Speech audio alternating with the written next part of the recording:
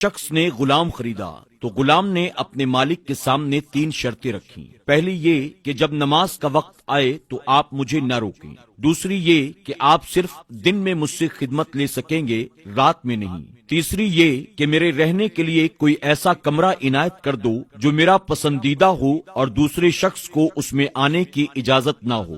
مالک نے اپنے غلام کی تینوں شرطیں منظور کر لیں اور حکم دیا کہ اپنے لیے کمرہ پسند کر لو۔ اس کے محل میں ایک سے بڑھ کر ایک کمرے موجود تھے۔ غلام نے سارے کمرے دیکھے اور اپنے لیے ایک ویران کمرہ پسند کیا جو بغیر چھت کے تھا۔ اس پر مالک نے کہا کہ تم نے اپنے لیے یہ کمرہ کیوں پسند کیا؟ غلام نے کہا شاید آپ کو معلوم نہیں کہ ویران جگہ اللہ کے ذکر سے آباد ہو جاتی ہے۔ اس کے بعد غلام نے اس کمرے میں رات کو رہنا شروع کر دیا۔ رات کو غلام آزاد رہے گا یہ بات تو پہلے ہی طے ہو گئی تھی۔ کچھ وقت کے بعد مالک نے اپنے کچھ دوستوں کو دعوت پر بلایا تھا۔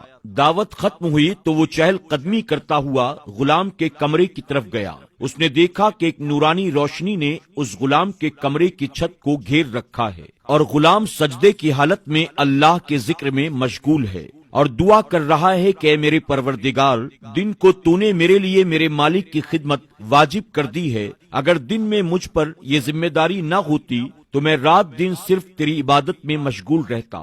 وہ مالک صبح تک یہ منظر دیکھتا رہا۔ چنانچہ صبح ہوتے ہی وہ نورانی روشنی آسمان کی طرف واپس چلی گئی اور چھت بند ہو گئی۔ مالک نے سارا ماجرا اپنی بیوی کو بتایا۔ دوسری رات مالک اور اس کی بیوی دونوں یہ منظر دیکھنے کے لیے گئے اور وہی سب کچھ آج پھر دیکھا۔ صبح مالک نے غلام کو بلایا اور کہا تو اللہ کے واسطے آزاد ہے، جا تاکہ اپنی خواہشات کے مطابق دن رات تو اللہ کی عبادت میں مشغول رہ سکے، اور ساتھ ہی ان کرامات کا ذکر کیا جو رات کو وہ دیکھ چکے تھے۔ اتنا سنتے ہی غلام نے ہاتھ اٹھا کر اللہ کی بارگاہ میں دعا کی، یا اللہ میں نے دعا کی تھی کہ میرا پردہ کسی کے سامنے مت کھولنا، پر آج جب میرا راز ظاہر ہو گیا ہے تو مجھے تو اپنے پاس بلا لے۔ اور اسی حالت میں اس کی روح پرواز کر گئی اور اللہ نے اس کی مغفرت فرما دی۔ سبحان اللہ۔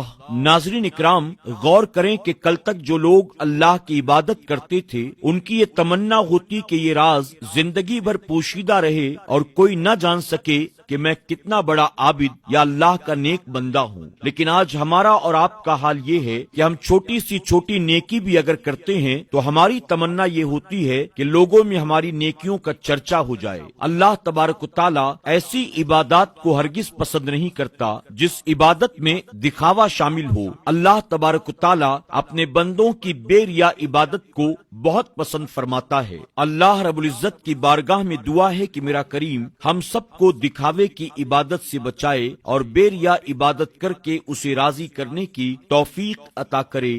آمین یا رب العالمین۔